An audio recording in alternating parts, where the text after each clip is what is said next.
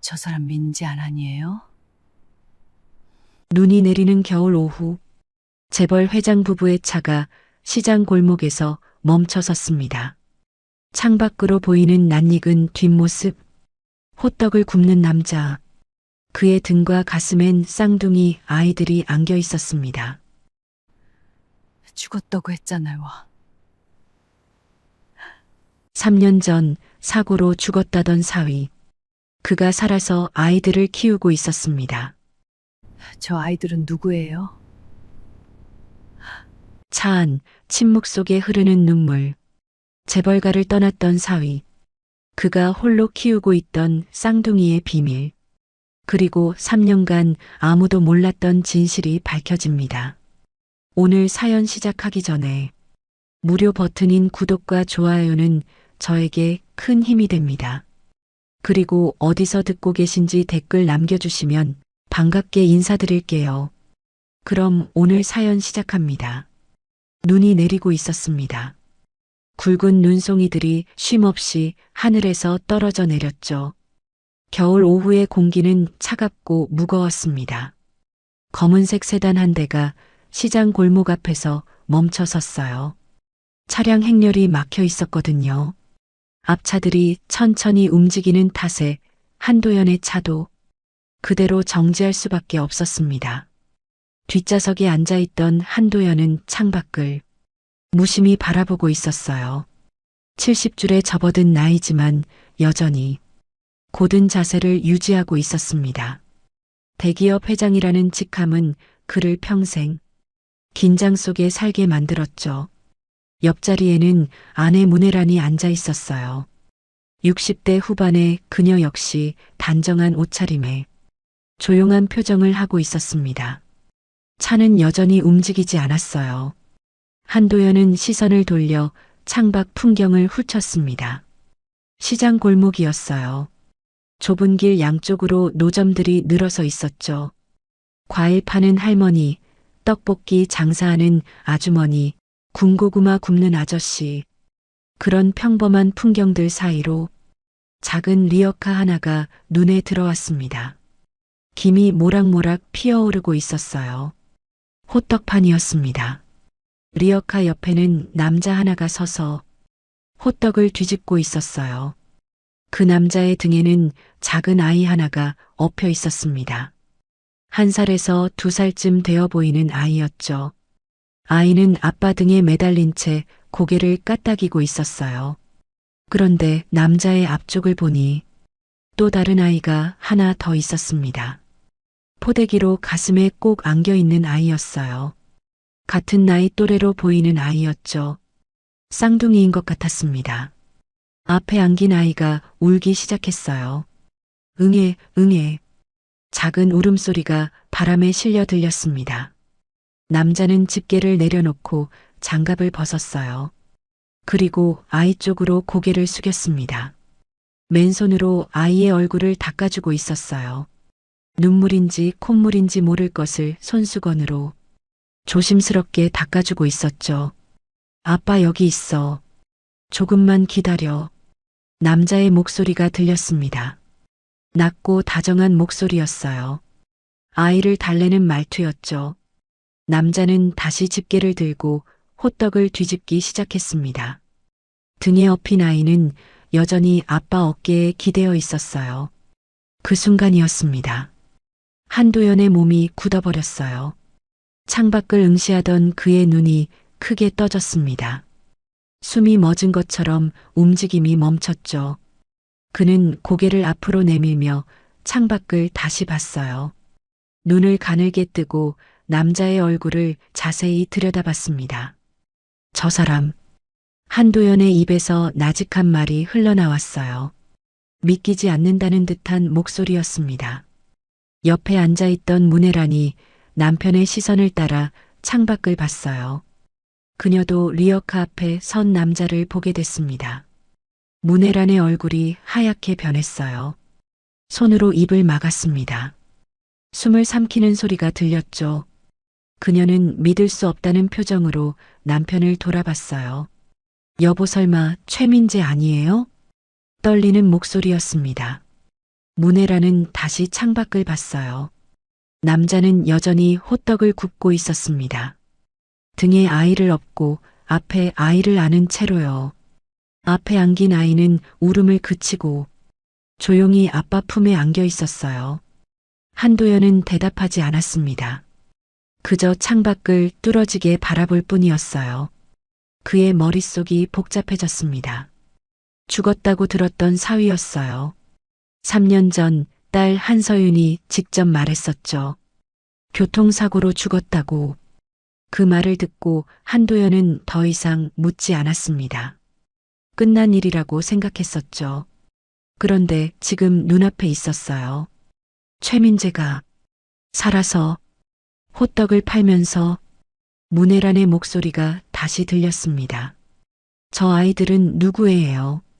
그녀의 시선은 민재가 앞에 앉고 등에 업은 아이들에게 고정되어 있었어요. 쌍둥이였습니다. 돌쯤 되어 보이는 아이들이었죠. 문혜란의 가슴이 철렁 내려앉았어요. 어떤 예감이 스쳐 지나갔습니다. 차 안에 침묵이 흘렀어요. 눈은 계속 내렸습니다. 창밖에서는 민재가 손님에게 호떡을 건네고 있었어요. 1,000원짜리 지폐 몇 장을 받아 주머니에 넣었죠. 그리고 다시 반죽을 떠서 호떡판 위에 올렸습니다. 한도연의 눈가가 붉어졌어요. 그의 손이 떨리기 시작했습니다. 평생 흔들림 없이 살아온 남자였어요. 냉정한 판단과 확고한 결단으로 회사를 키워온 사람이었죠. 하지만 지금 이 순간만큼은 아무것도 확신할 수 없었습니다. 죽었다더니 한도연의 입에서 중얼거림이 흘러나왔어요. 목소리가 갈라졌습니다. 문혜라는 손수건을 꺼내 눈가를 눌렀어요. 눈물이 흐르기 시작했거든요. 저 아이들 우리 손주 아니에요? 문혜란의 질문이었습니다. 한도연은 대답하지 못했어요. 알 수 없었거든요. 하지만 마음 한구석에서는 이미 알고 있었습니다. 그 아이들이 누구의 아이인지.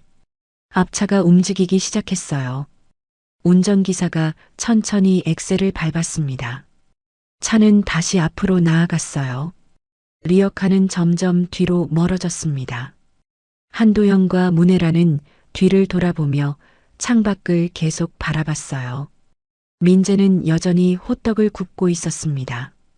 아이를 등에 업고 아이를 앞에 안은 채로 눈은 그의 어깨 위에 소복이 쌓여가고 있었어요. 차는 골목을 빠져나갔습니다.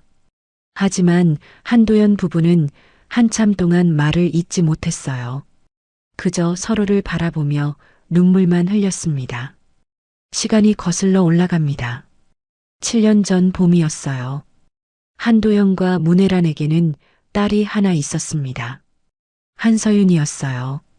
재벌가의 외동딸로 태어났지만 조용하고 내성적인 아이였죠. 부모님의 기대와 달리 사람들과 어울리는 걸 힘들어했습니다.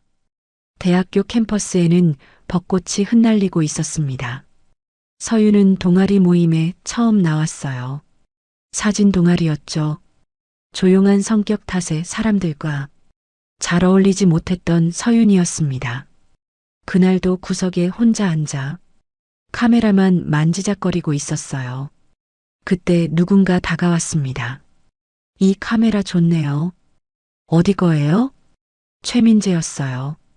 평범한 티셔츠에 청바지를 입은 남자였습니다. 환하게 웃고 있었죠. 서윤은 처음엔 대답을 망설였어요. 하지만 민재의 따뜻한 눈빛에 조금씩 마음을 열었습니다.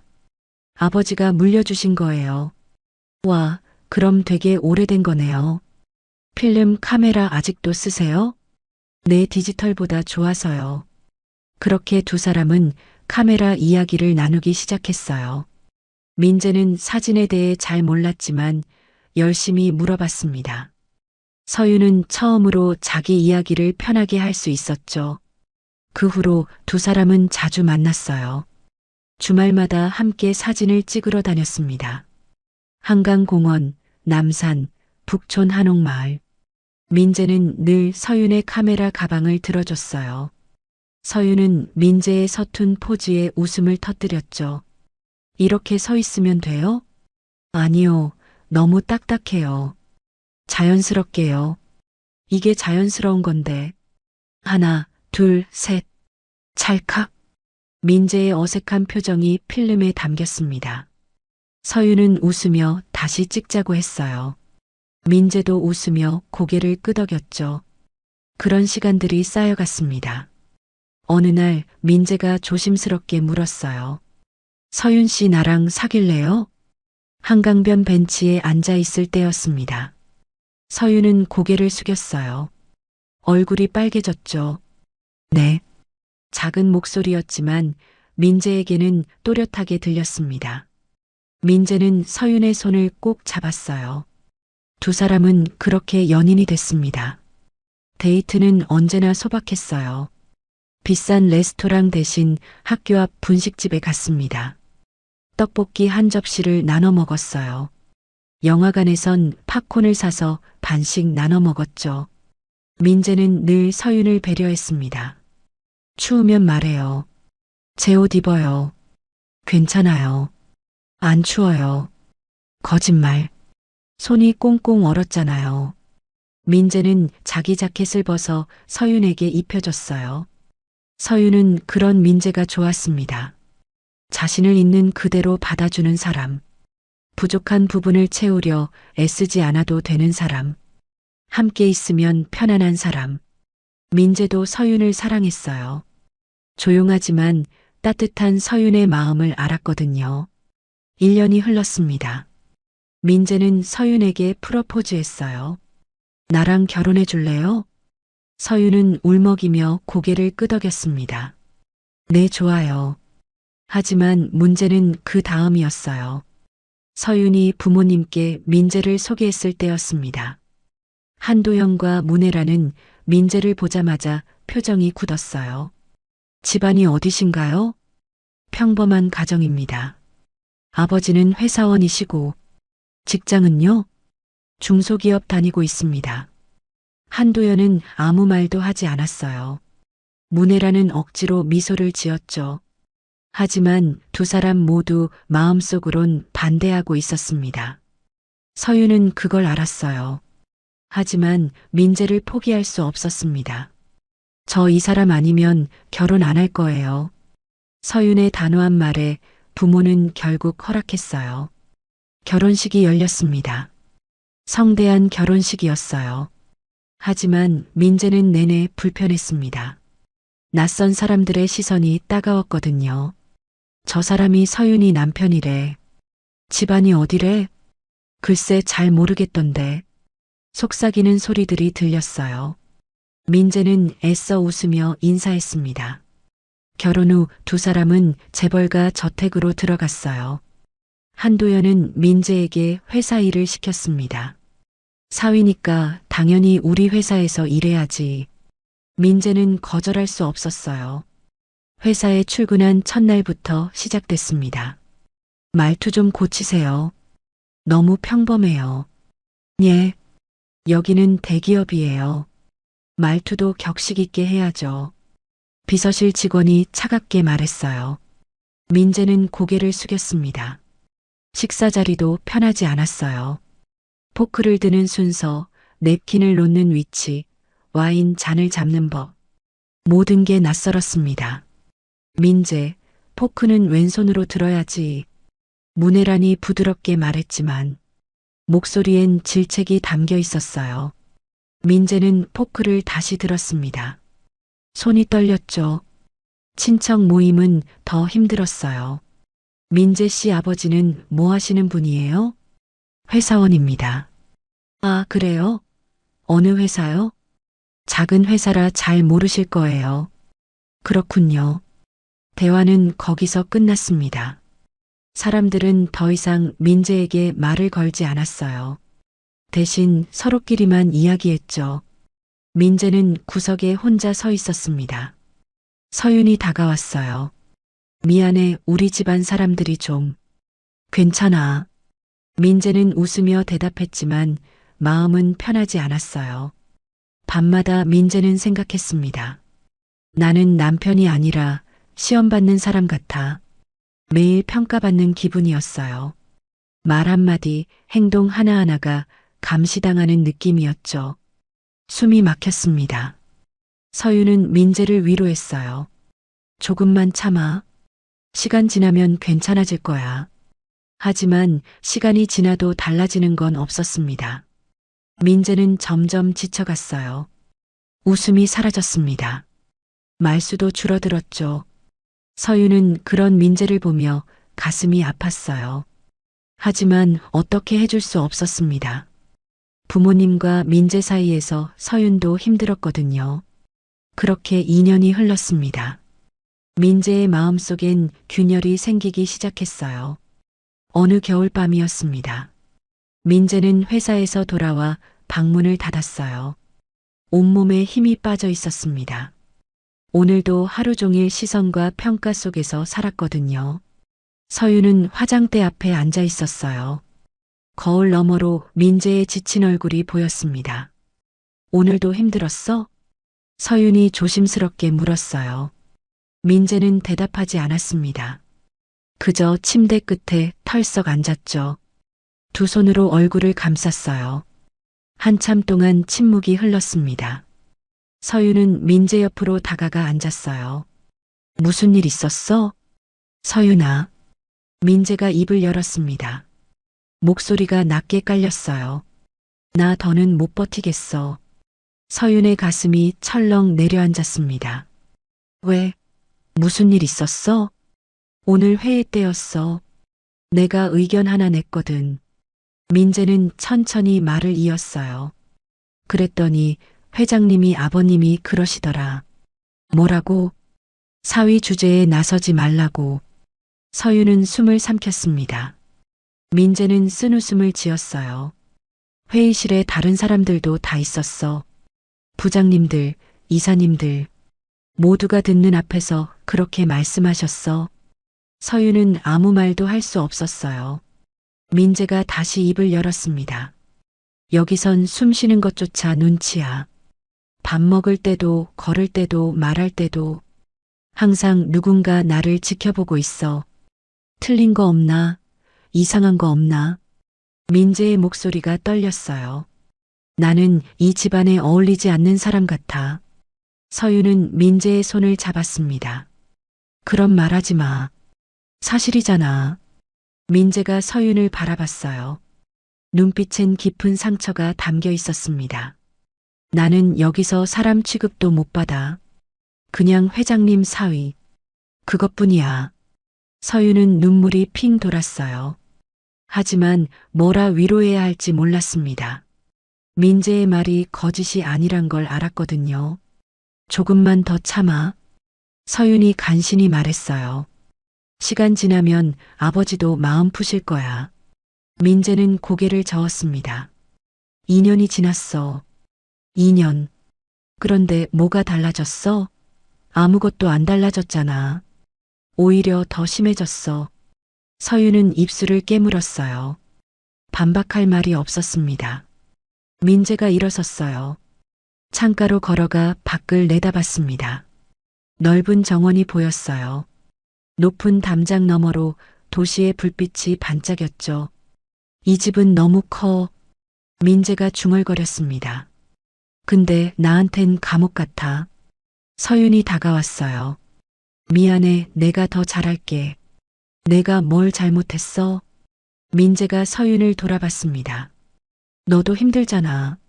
나도 알아. 부모님과 나 사이에서 내가 얼마나 힘든지. 서윤은 눈물을 흘렸어요. 그래도 우리 조금만 더 버텨보자. 우리 집안 몰라? 아버지 성격 있잖아. 시간이 좀 걸릴 뿐이야. 민재는 서윤을 안아줬습니다. 하지만 마음속으론 이미 결정하고 있었어요. 이대로는 안 된다고. 며칠이 지났습니다. 민재는 매일 밤 잠을 이루지 못했어요. 서윤의 잠든 얼굴을 바라봤습니다. 사랑하는 사람이었어요. 지금도 사랑했죠. 하지만 이 집에 있는 한 행복할 수 없다는 걸 알았습니다. 서윤도 자신도. 어느 날 밤이었습니다. 민재가 조용히 말했어요. 서윤아. 서윤이 눈을 떴습니다. 응? 나 하나만 물어볼게. 뭔데? 민재는 한참을 망설였어요. 그리고 천천히 입을 열었습니다. 너 부모님이랑 나 둘 중에 누구 편이야? 서윤은 얼어붙었어요. 왜 갑자기 그런 말을 해? 대답해줘. 솔직하게. 서윤은 입술을 떨었습니다. 대답할 수 없었어요. 부모님이라고 말하면 민재가 상처받을 것 같았고, 민재라고 말하면 거짓말 같았거든요. 민재는 서윤의 침묵이 답이라는 걸 알았습니다. 그렇구나. 민재가 쓸쓸하게 웃었어요. 나도 알았어. 진작에. 민재야. 괜찮아. 내 잘못 아니야. 민재는 서윤을 꼭 안아줬습니다. 사랑해. 정말로. 서윤도 민재를 안았어요. 나도 사랑해. 하지만 그날 밤, 민재는 결심했습니다. 떠나야 한다고. 사흘 뒤 아침이었어요. 민재는 평소처럼 출근 준비를 했습니다. 서윤에게 키스하고 집을 나섰죠. 하지만 돌아오지 않았어요. 회사에도 가지 않았습니다. 그냥 사라졌어요. 휴대폰도 꺼버렸습니다.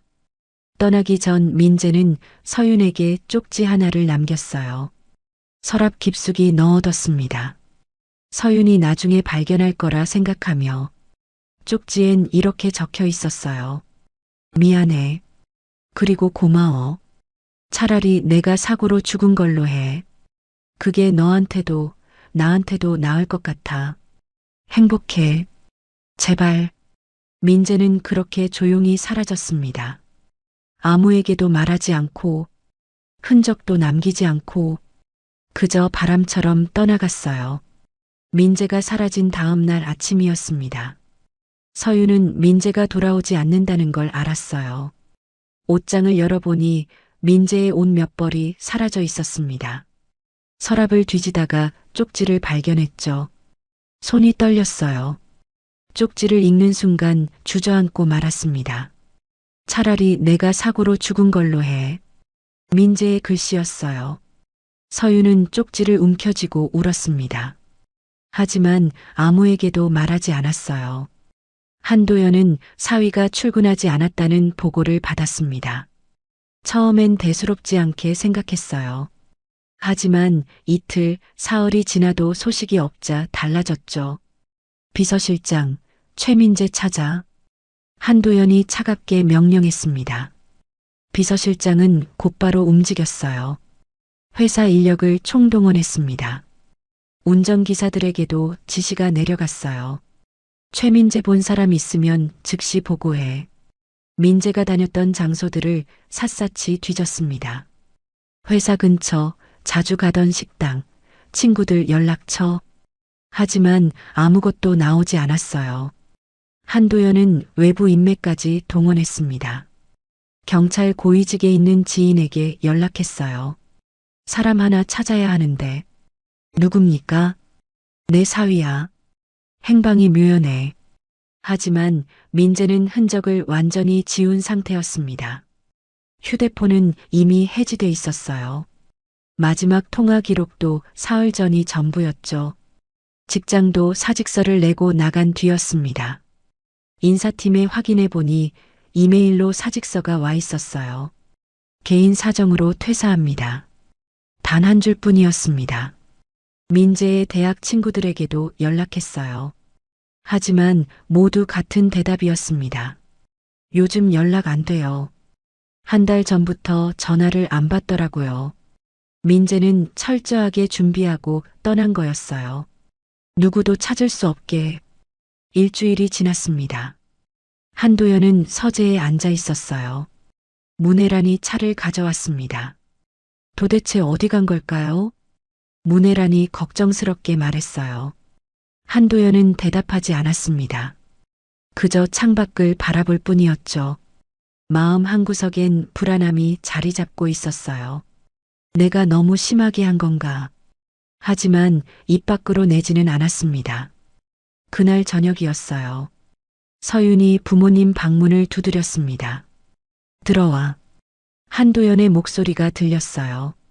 서윤이 문을 열고 들어왔습니다. 얼굴이 수척해져 있었어요. 눈 밑엔 다크서클이 짙게 깔려 있었죠.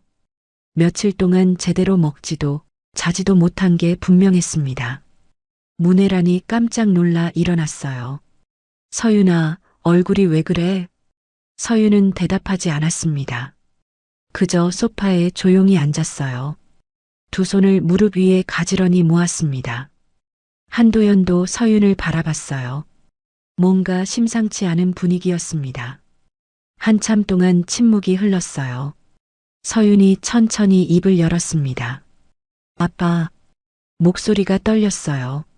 사고 났대요. 한도연의 눈빛이 흔들렸습니다. 뭐? 교통사고로 그 사람 죽었대요. 순간 방 안이 얼어붙었어요. 문혜라는 숨을 크게 들이마셨습니다. 한도연은 서윤을 똑바로 바라봤어요. 무슨 소리야? 민재 죽었어요. 서윤의 목소리는 담담했습니다. 너무 담담해서 오히려 더 무서웠어요. 감정이 전혀 실려 있지 않았거든요. 문혜란이 다가와 서윤의 손을 잡았습니다. 확실한 거니? 떨리는 목소리였어요. 믿고 싶지 않았습니다. 아무리 마음에 들지 않는 사위였어도 죽었다는 말은 받아들이기 힘들었어요. 서윤은 천천히 고개를 끄덕였습니다. 네. 어떻게 알았어? 한도연이 물었어요. 경찰서에서 연락 왔어요. 시신은? 신원 확인했어요. 서윤은 거짓말을 이어갔습니다. 눈물 한 방울 흘리지 않고 더 알아보지 말아주세요. 서윤이 부모를 바라봤어요. 제발이요. 한도연은 딸의 눈빛을 읽었습니다. 그 안에 담긴 절박함을, 더 이상 묻지 말라는 간청을. 한참을 침묵하던 한도연이 입을 열었어요. 그래. 감정 없는 목소리였습니다. 그럼 된 거다. 여보. 문혜란이 놀라 남편을 봤어요. 한도연은 창밖을 바라봤습니다. 이미 끝난 인연이야. 차갑게 말했죠. 서윤은 고개를 숙였어요. 눈물이 떨어질 것 같아서. 들어가 봐도 되죠? 그래. 푹 쉬어. 서윤은 일어나 방을 나갔습니다. 복도를 걸어가는 내내 눈물을 참았어요. 자기 방문을 닫는 순간 서윤은 그대로 주저앉았습니다. 베개를 끌어안고 울음을 터뜨렸어요. 소리 내지 않으려 입을 막았습니다. 하지만 눈물은 멈추지 않았어요. 민재의 마지막 말이 떠올랐습니다. 차라리 내가 사고로 죽은 걸로 해. 미안해, 미안해. 서윤은 중얼거렸어요. 내가 지켜주지 못해서.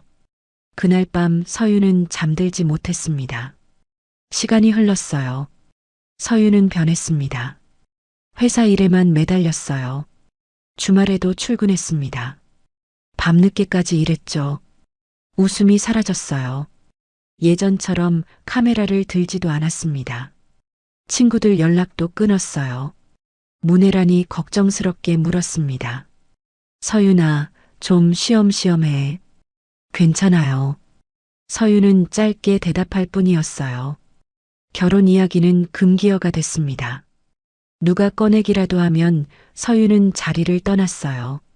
한도연과 문혜란은 더 이상 말하지 않았습니다.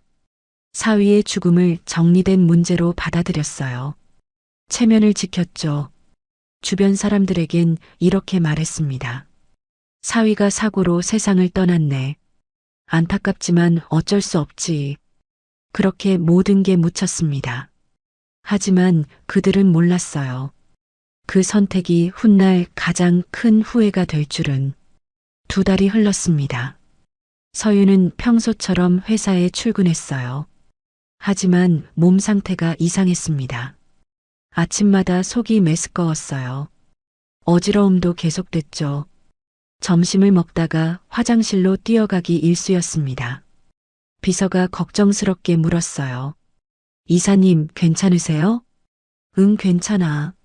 서윤은 손을 저으며 대답했습니다. 하지만 마음 한구석엔 불안함이 자리 잡았어요. 설마. 그날 오후 서윤은 병원에 갔습니다. 조용한 산부인과였어요. 사람들 눈을 피해 모자를 깊이 눌렀었죠.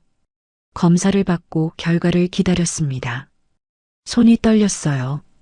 간호사가 서윤을 불렀습니다. 한서윤님, 진료실로 들어오세요. 서윤은 천천히 일어났어요. 의사는 초음파 화면을 보며 미소를 지었습니다.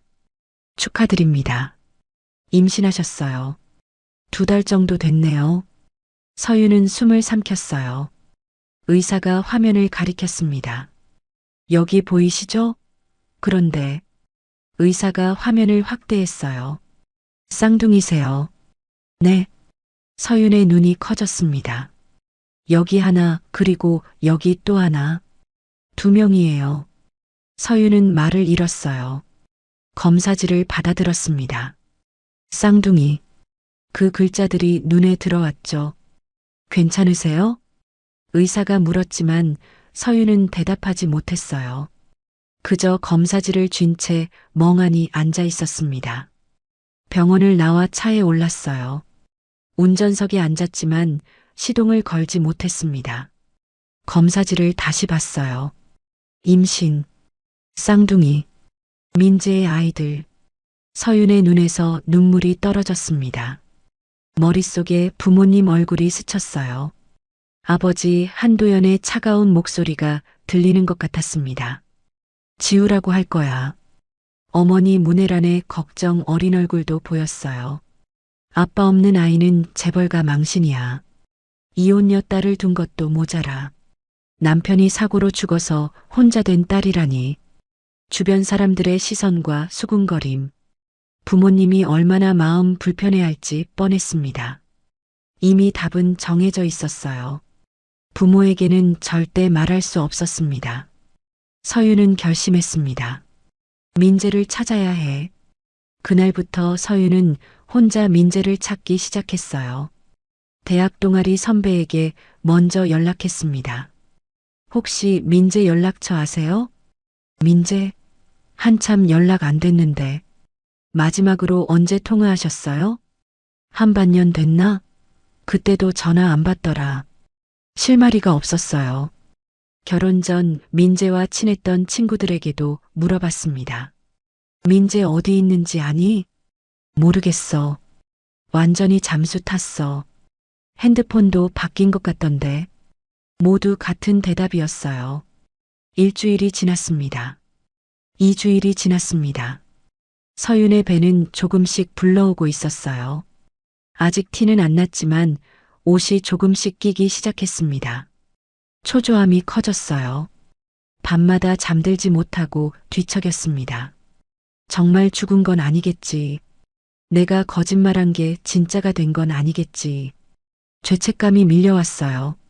서윤은 베개를 끌어안고 울었습니다. 1달이 지났을 때였습니다. 서윤은 민재의 옛 직장 동료를 수소문했어요. 민재와 함께 일했던 김대리를 찾아냈습니다. 카페에서 만났어요. 혹시 민재 소식 들으셨어요? 김대리는 난처한 표정을 지었습니다. 글쎄요, 확실하진 않은데. 뭐라도 좋으니 말씀해 주세요. 서윤이 간절하게 말했어요. 김대리는 한참을 망설이다 입을 열었습니다. 충남 쪽에서 회사 다닌다는 얘기 들었어요.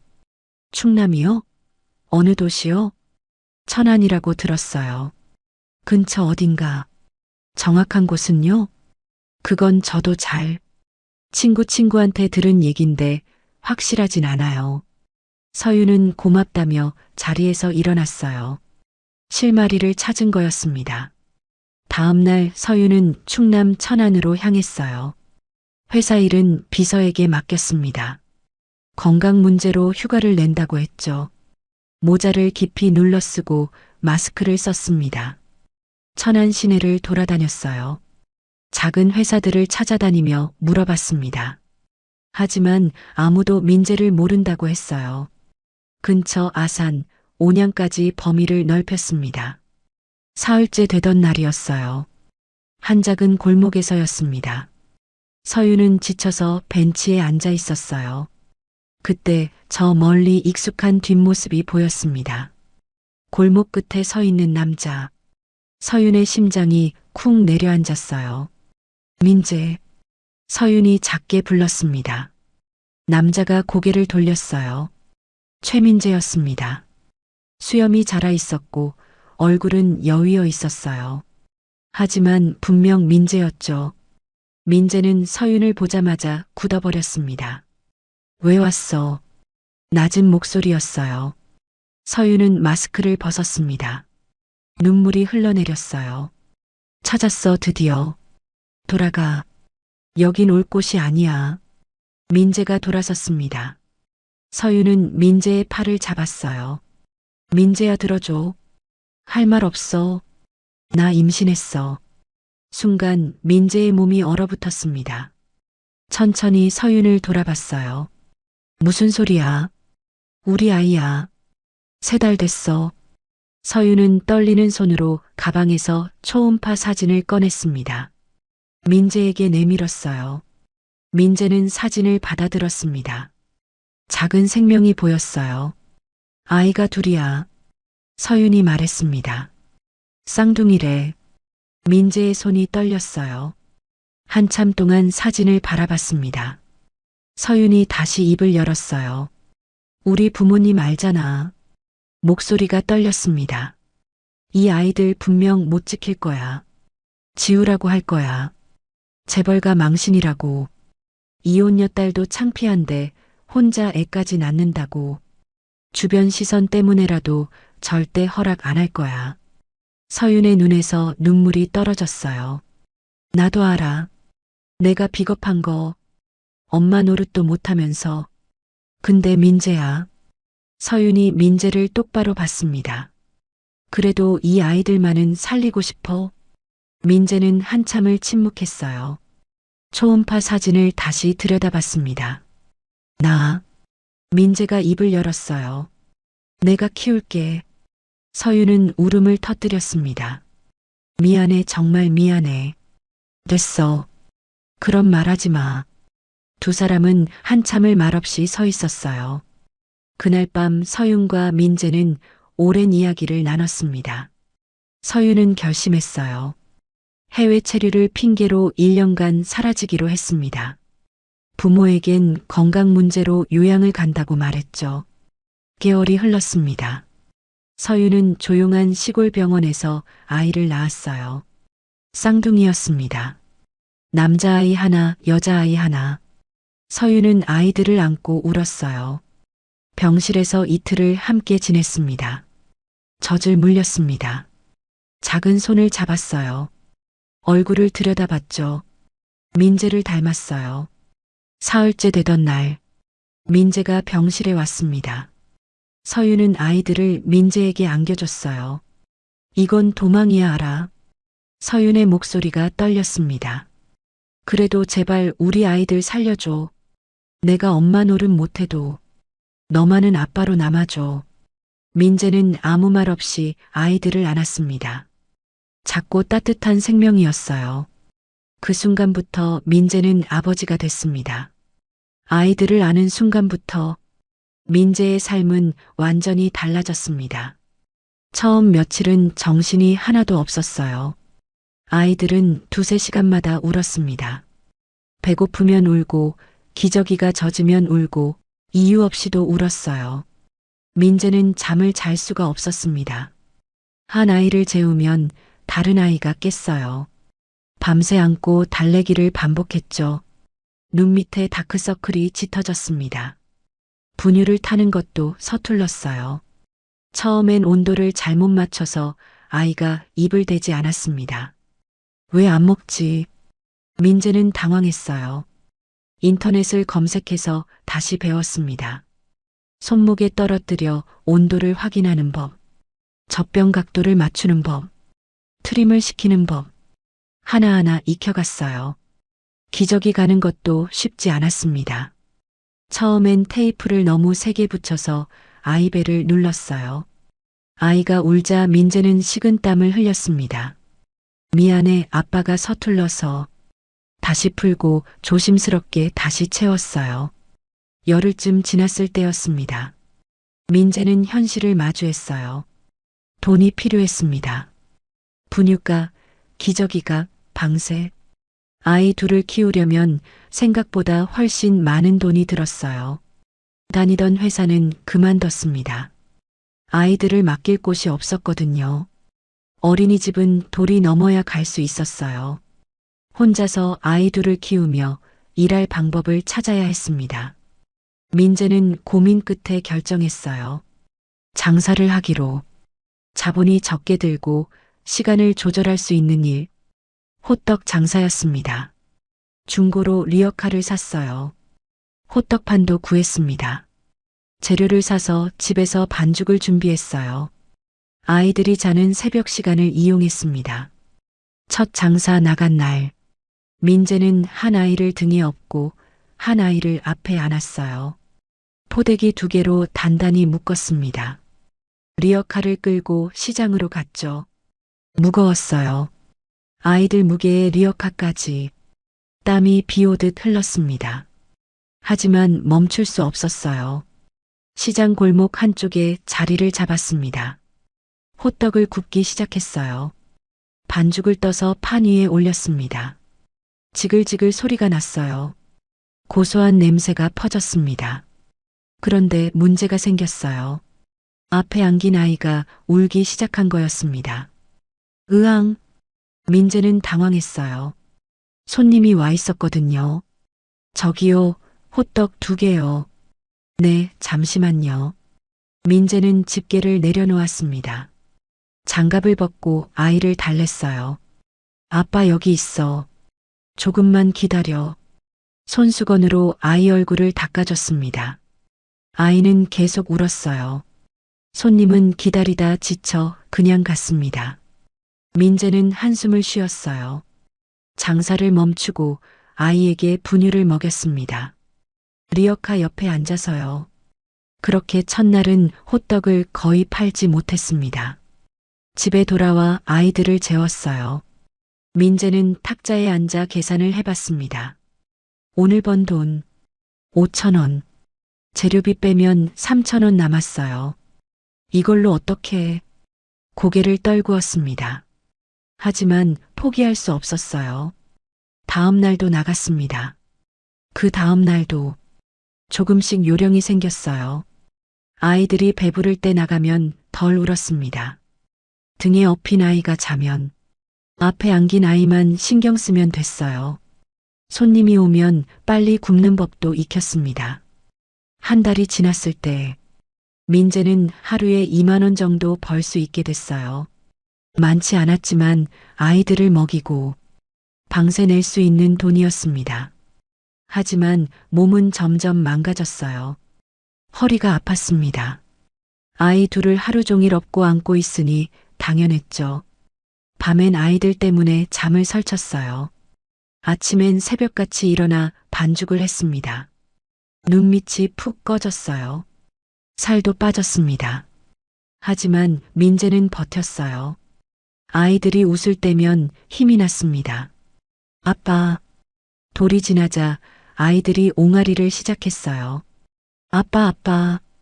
그 소리를 들으면 피로가 다 사라지는 것 같았습니다.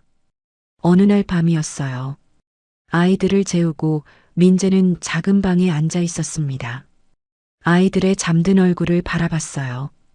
평화로운 얼굴이었습니다. 민재는 작게 중얼거렸습니다.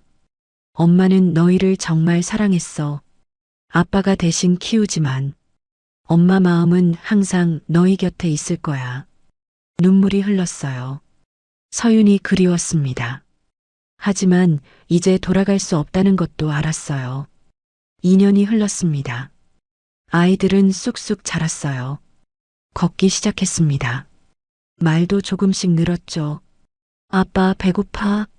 아빠 물. 민재는 아이들의 모든 말에 대답해줬어요. 장사는 계속됐습니다. 이젠 아이들이 리어카 옆에서 놀았어요. 작은 공을 가지고 놀거나 그림을 그렸습니다. 민재는 호떡을 구우면서 아이들을 지켜봤어요. 위험한데 가지 마. 응, 아빠. 손님들은 민재를 신기하게 봤습니다. 혼자 키우세요? 네. 대단하시네요. 쌍둥이 키우기 얼마나 힘든데. 민재는 그저 웃었어요. 힘들다는 말은 하지 않았습니다. 3년이 흘렀습니다. 아이들은 이제 제법 컸어요. 아빠, 저거 뭐야? 저건 고양이야. 고양이. 아이들은 호기심이 많았습니다. 민재는 아이들에게 세상을 알려줬어요. 시장 골목을 걸으며 이것저것 가르쳤습니다. 밤엔 그림책을 읽어줬어요. 옛날에 아이들은 아빠 무릎에 앉아 책을 봤습니다. 민재는 아이들을 꼭 안았어요. 사랑해, 우리 아가들. 아빠도 사랑해. 아이들이 대답했습니다. 그 말 한마디면 충분했어요. 민재는 웃었습니다. 힘들어도 행복했습니다. 아이들이 있어서, 아이들이 웃어서, 아이들이 자라서, 그게 전부였어요. 어느 겨울날이었습니다. 눈이 내렸어요. 민재는 아이 하나를 등에 업고 하나를 앞에 안았습니다. 리어카를 끌고 시장으로 갔어요. 호떡을 구웠습니다. 아이가 울자 장사를 멈추고 달랬어요. 아빠 여기 있어. 조금만 기다려. 그 모습을 누군가 지켜보고 있었습니다. 검은 차 안에서 한도연과 문혜란이었어요. 차 안은 침묵으로 가득했습니다. 한도연과 문혜란은 창밖을 뚫어지게 바라봤어요. 민재가 아이들을 데리고 호떡을 굽는 모습이 보였습니다. 한도연의 손이 떨렸어요. 주먹을 꽉 쥐었습니다. 저 자식이. 낮게 깔린 목소리였어요. 분노가 담겨 있었습니다. 문혜란도 입술을 깨물었어요. 죽었다고 했잖아요. 서윤이가.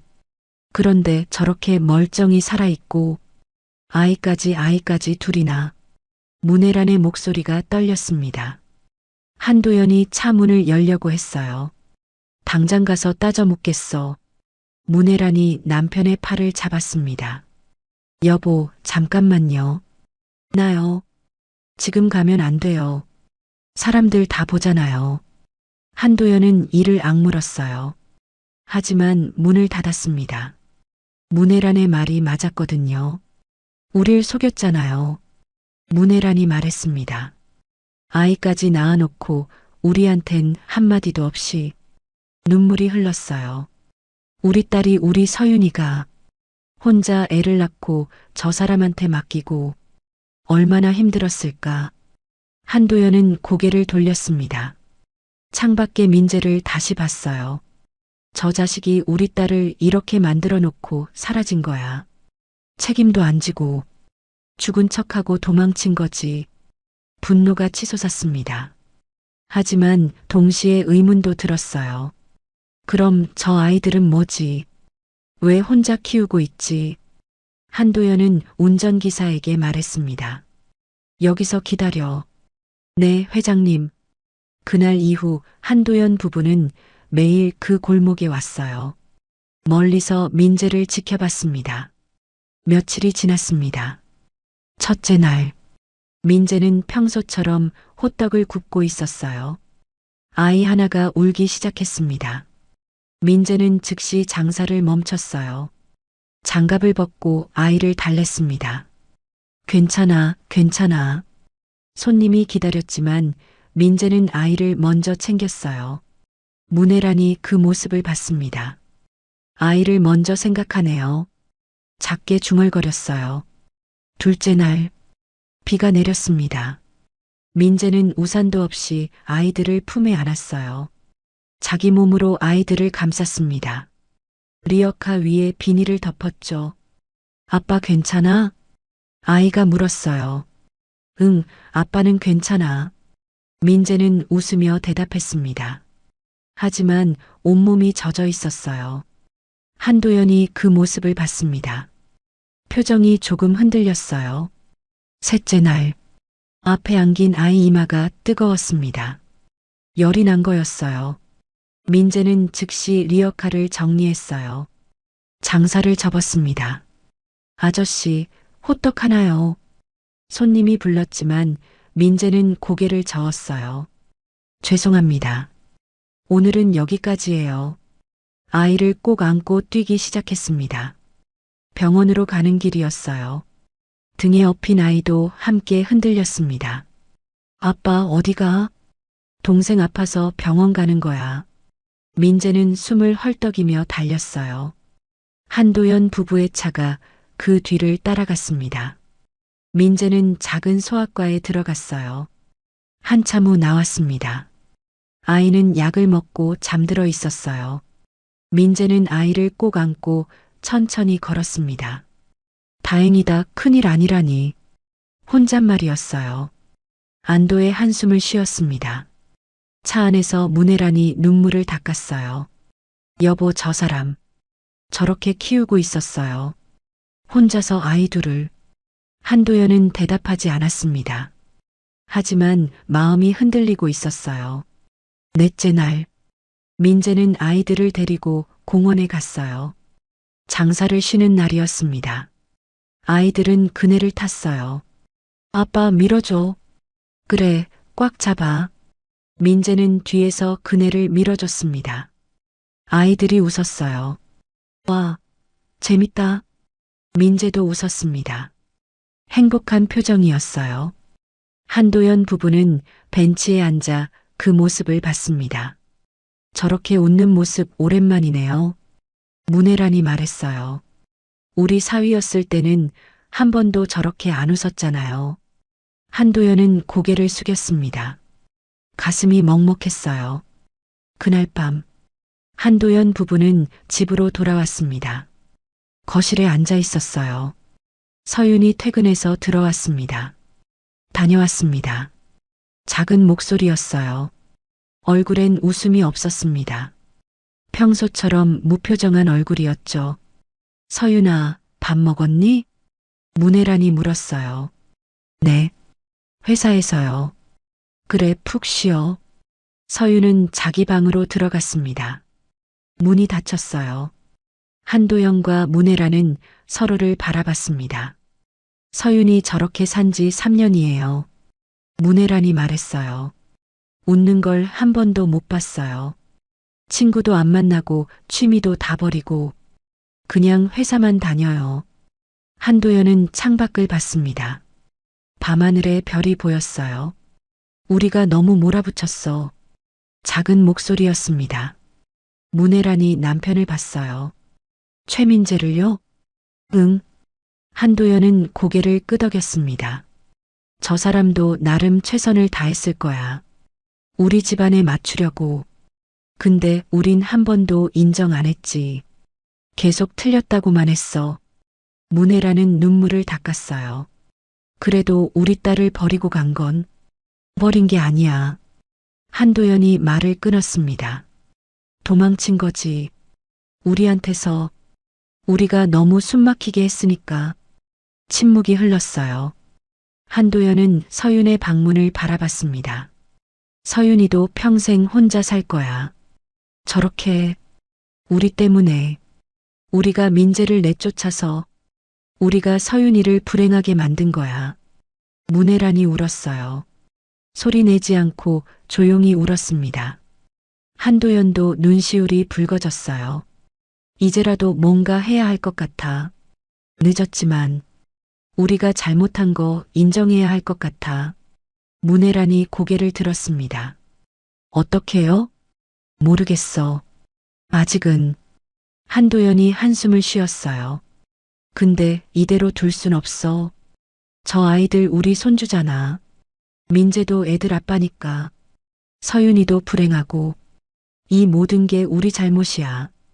방 안에서 서윤은 침대에 누워 있었어요. 천장을 바라봤습니다. 눈물이 흘렀어요. 서랍을 열었습니다. 안에는 태어났을 때 찍어둔 사진이 들어 있었어요. 쌍둥이의 모습이 담긴 사진.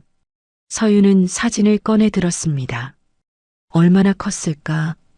작게 중얼거렸어요. 이제 말도 잘하겠지. 걷기도 하고. 아빠 닮았을까? 나 닮았을까? 눈물이 사진 위로 떨어졌습니다. 서유는 베개를 끌어안았어요. 민재야 보고 싶어. 우리 아기들도 너무 보고 싶어. 많이 안아보지도 못했는데, 손도 제대로 잡아보지 못했는데, 엄마라고 불러주는 것도 못 들었는데, 목이 메었습니다. 미안해, 정말 미안해. 엄마 자격도 없는 거 알아. 그래도 너무 보고 싶어. 서유는 울음을 참지 못했어요. 베개에 얼굴을 묻고 소리 없이 울었습니다. 3년 동안 참아왔던 눈물이 쏟아졌어요. 밤은 깊어갔습니다. 서유는 잠들지 못했어요. 그저 아이들을 그리며 눈물만 흘렸습니다. 며칠이 더 지났습니다. 한도연은 결심했어요. 오늘 가보겠소. 아침 식사 자리에서 말했습니다. 문혜란이 고개를 들었어요. 민재한테요? 응. 더 이상 미룰 수 없어. 한도연의 목소리는 단호했습니다.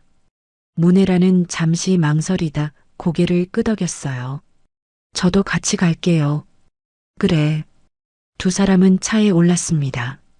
익숙한 골목으로 향했어요. 오후였습니다. 민재는 여느 때처럼 호떡을 굽고 있었어요. 아이 하나는 등에 엎여 있었고 하나는 앞에 안겨 있었습니다. 한도연 부부는 차에서 내렸어요. 천천히 리어카 쪽으로 걸어갔습니다. 민재는 손님인 줄 알고 고개를 들었어요. 그리고 얼어붙었습니다. 한도연과 문혜란이었습니다. 회장님, 민재의 목소리가 떨렸어요. 본능적으로 뒤로 물러섰습니다. 아이들을 감싸 안았어요. 앞에 안긴 아이를 더 꼭 끌어안고 등에 엎인 아이를 손으로 감쌌습니다. 왜 여기에? 아이들은 겁을 먹었어요. 아빠가 긴장하는 게 느껴졌거든요. 앞에 안긴 아이가 아빠 옷을 움켜쥐었습니다. 등에 엎인 아이는 아빠 어깨 뒤로 고개를 숨겼어요. 아빠 누구야? 작은 목소리로 물었습니다. 민재는 대답하지 못했어요. 한도연은 민재를 똑바로 봤습니다. 자네를 찾았네. 돌아가세요. 민재가 말했어요. 전 이제 상관없는 사람이에요. 상관없는 사람이 아니야. 문혜란이 나섰습니다. 저 아이들 우리 손주잖아요. 우리 딸 아이들이고요. 민재는 아이들을 더 꼭 안았어요. 아니에요. 이 애들은 제 아이들이에요. 우리 서윤이 아이들이기도 하지. 한도연이 조용히 말했습니다. 민재는 입술을 깨물었어요. 한도연이 한 걸음 다가왔습니다. 아이들은 더 움츠러들었어요. 아빠 무서워. 앞에 안긴 아이가 울먹였습니다. 민재는 아이 머리를 쓰다듬었어요. 괜찮아. 아빠가 지켜줄게. 한도연은 그 모습을 보고 멈췄습니다. 무릎을 굽혔어요. 아이들 눈높이에 맞춰서요. 미안하구나, 할아버지가 무섭게 했네. 부드러운 목소리였습니다. 아이들은 여전히 경계했어요. 하지만 조금씩 고개를 들었습니다. 한도연이 민재를 봤어요. 미안하네. 뭐가요? 우리가 자네를 죽였어. 한도연의 목소리가 갈라졌어요. 숨도 못 쉬게 만들었지. 자네가 아무리 노력해도 인정 안 했어. 계속 틀렸다고만 했지. 문혜란도 눈물을 닦았습니다. 저희가 너무 잘못했어요. 체면만 생각하고 자네 마음은 한 번도 안 봤어요. 우리 딸도 불행하게 만들었고요. 민재는 고개를 돌렸어요. 눈물이 날 것 같았습니다. 이젠 됐어요. 다 지난 일이에요. 지난 일이 아니야. 한도연이 말했습니다. 아직 끝나지 않았어. 우리 서윤이가 3년째 울고 있네. 민재의 몸이 굳었어요. 자네도 아이들도 그리워하며 혼자서 감당하고 있어. 우리 때문에. 문혜란이 손수건을 꺼냈습니다. 제발 용서해 주세요. 늦었지만 이제라도 바로잡고 싶어요. 민재는 눈을 감았어요. 3년간 참아왔던 감정이 무너졌습니다. 전 그냥 목소리가 떨렸어요. 서윤이랑 평범하게 살고 싶었어요. 사랑하는 사람이랑 조용히. 근데 전 아무것도 할 수 없었어요. 숨만 쉬어도 눈치였어요. 한도연은 고개를 숙였습니다. 미안하네 정말. 우리가 자네한테 너무 잔인했어. 다시 우리 집으로 오지 않겠나? 서윤이도 아이들도 함께. 민재는 아이들을 내려다봤어요. 아이들은 아빠를 올려다보고 있었습니다. 며칠 생각할 시간을 주세요. 민재가 말했어요. 갑자기 모든 게 바뀌면 애들이 놀랄 것 같아서요. 한도연은 고개를 끄덕였습니다. 그러게. 천천히 생각해보게. 며칠 뒤에 다시 오겠네. 회장 부부가 떠난 뒤 민재는 리어카를 정리했어요. 장사를 일찍 접었습니다. 아이들을 데리고 집으로 돌아왔어요. 작은 방이었습니다. 아이들을 재우고 혼자 앉았어요. 머릿속이 복잡했습니다. 회장 부부의 말이 계속 맴돌았어요. 서윤이가 3년째 울고 있다. 가슴이 아팠습니다. 서윤도 힘들었을 거예요. 혼자 견뎌왔을 거고요. 민재는 잠든 아이들을 봤어요. 이 애들한테 엄마가 필요해. 나 혼자선 한계가 있어. 하지만 두려움도 있었습니다. 다시 그 집으로 가면 또 숨막히는 건 아닐까? 밤새 잠을 이루지 못했어요. 그날 저녁, 한도연 부부는 집으로 돌아왔어요. 거실에 앉아 있었습니다. 서윤이 퇴근해서 들어왔어요. 다녀왔습니다. 서윤아, 이리 와서 앉아. 한도연이 말했습니다. 서윤은 불안한 표정으로 소파에 앉았어요. 무슨 일이에요? 한도연은 한참을 침묵했습니다.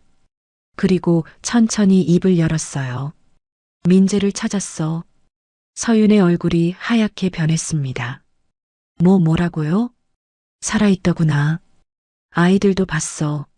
내 아이들. 문혜란이 눈물을 닦으며 말했어요. 쌍둥이더구나. 남자애 하나, 여자애 하나. 서윤은 숨이 막혔습니다. 손이 떨렸어요. 어떻게? 우연히 시장에서 봤어. 한도연이 말했습니다. 민재가 아이 둘 데리고 호떡을 팔고 있더구나. 서윤은 고개를 떨구었어요. 눈물이 떨어졌습니다.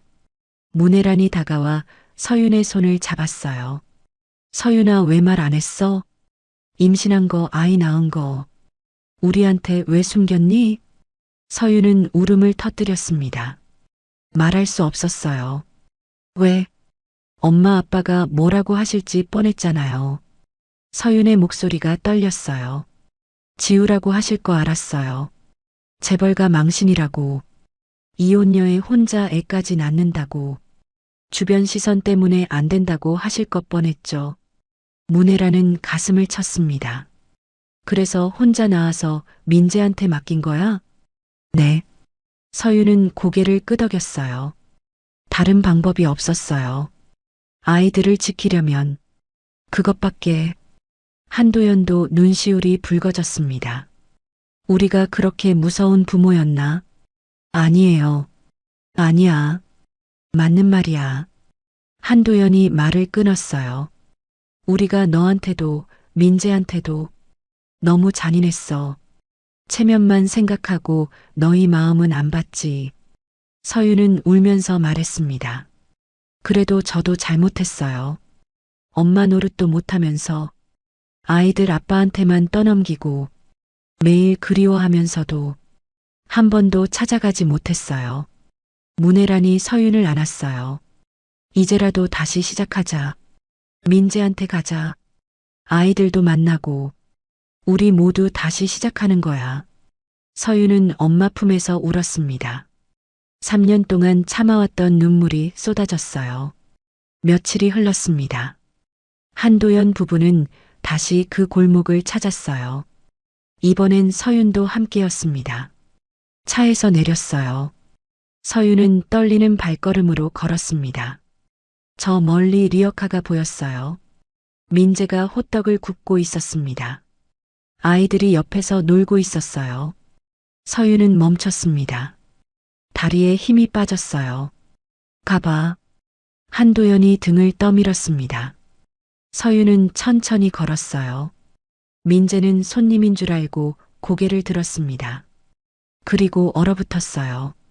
서윤아. 떨리는 목소리였습니다. 서윤도 눈물을 흘리며 섰어요. 민재야. 목이 메었습니다. 보고 싶었어? 민재도 눈물이 났어요. 나도. 두 사람은 한참을 서로를 바라봤습니다. 서윤의 시선이 아이들에게 갔어요. 바닥에 앉아 그림을 그리던 아이들. 우리 아기들. 떨리는 목소리였어요. 아이들이 고개를 들었습니다. 누구야? 한 아이가 물었어요. 민재가 다가왔습니다. 얘들아, 이분이 엄마야. 엄마가 왔어. 아이들의 눈이 커졌습니다. 엄마, 진짜 엄마. 아이들은 자라면서 엄마에 대해 궁금해 했었어요. 친구들은 엄마가 있는데 자기들만 없어서 밤마다 민재에게 물어봤었죠. 아빠, 우리 엄마는 어디 있어? 엄마는 너희를 사랑하는데 못 오는 거야. 왜? 어른들 사정이 있어서. 아이들은 그 말을 이해하지 못했어요. 하지만 엄마를 그리워했습니다. 그래서 지금 엄마라는 말에 아이들 얼굴이 환해졌어요. 서윤은 무릎을 굽혔습니다. 응, 엄마야. 너희 엄마. 만져도 될까? 조심스럽게 물었어요. 한 아이가 먼저 다가왔습니다. 진짜 우리 엄마야? 응, 미안해. 이제야 왔어. 아이가 서윤의 손을 잡았어요.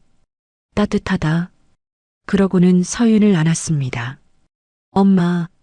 다른 아이도 달려왔어요. 나도 안아줘. 서윤은 두 아이를 꼭 안았습니다. 너무 컸다, 이렇게 예쁘게. 눈물이 쏟아졌어요. 아이 하나가 서윤의 눈물을 닦아줬습니다. 엄마 왜 울어? 기뻐서 그래, 너희를 만나서.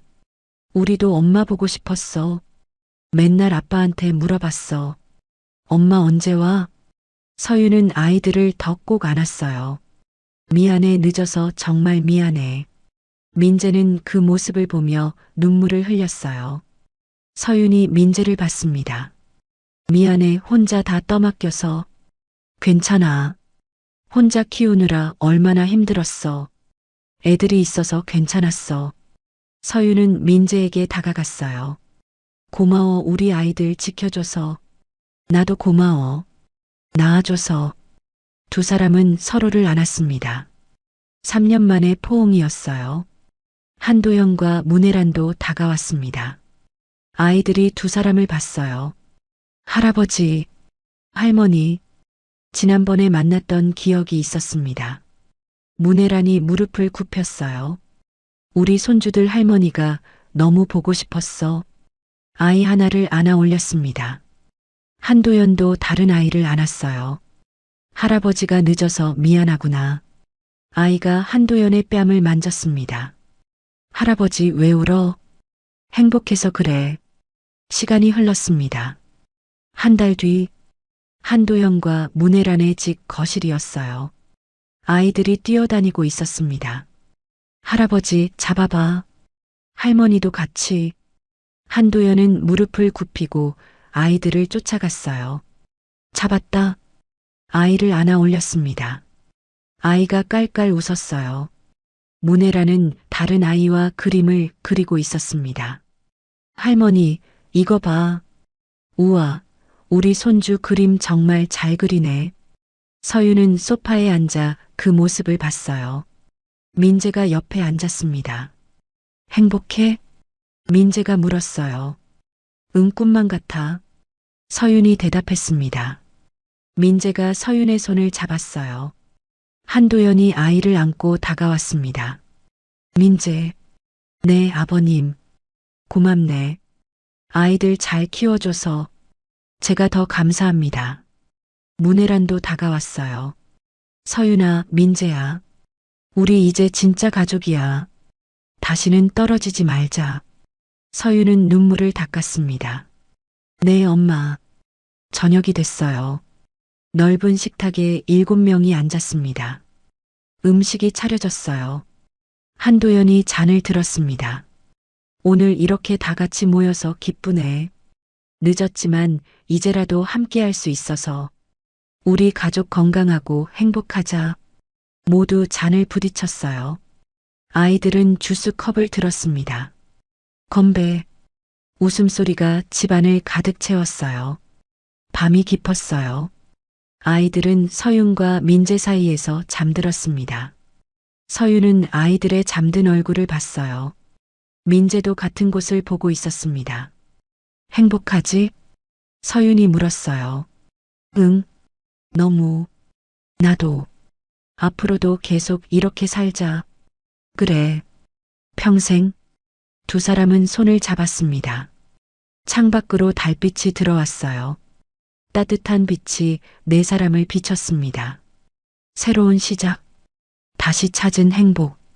늦었지만 완성된 가족. 그렇게 조용히 평화롭게 그들의 밤은 깊어갔습니다. 여러분, 오늘 이야기는 여기까지입니다. 사랑했지만 헤어질 수밖에 없었던 두 사람. 그리고 3년 만에 다시 만난 가족. 늦었지만 용서와 화해로 이어진 이야기였습니다. 여러분은 오늘 사연을 들으시면서 어떤 생각이 드셨나요? 댓글로 여러분의 소감을 들려주세요. 오늘 사연 들어주셔서 감사드리며 지금까지 말하지 못할 사연이었습니다.